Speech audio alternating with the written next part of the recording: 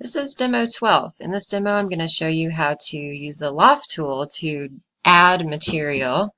And so at first I just created a box, and the box, I'll show you the dimensions, is 10 by 10 by 8. So 10 high by 10 wide by 8 deep.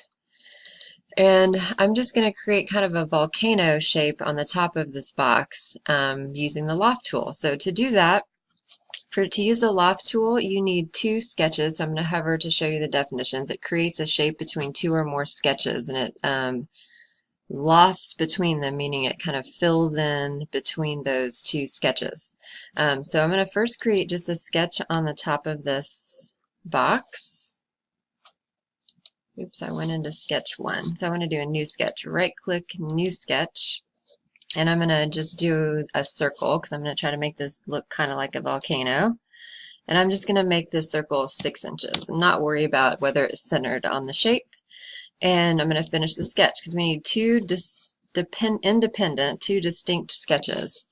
So the next part of this is really cool. I'm going to show you how to create a work plane. So a work plane basically adds planes. The easiest way is to create a plane offset from another plane. And we've already got 6 planes for this object. We've got all 4 of these sides in the top and the bottom. And so we can use those to create another plane offset from that, because I want this volcano to come up above this box, and I don't have anything up above the box to sketch on at this time.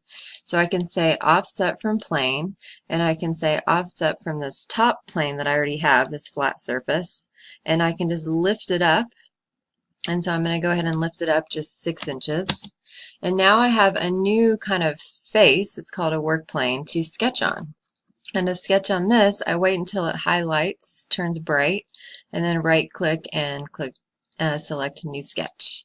And so now I can create a sketch up above this circle, and I'm going to use the center of the circle to begin the new sketch, although I could make it off center, it doesn't matter, but to look kind of like a volcano, it would be nice if it was up above.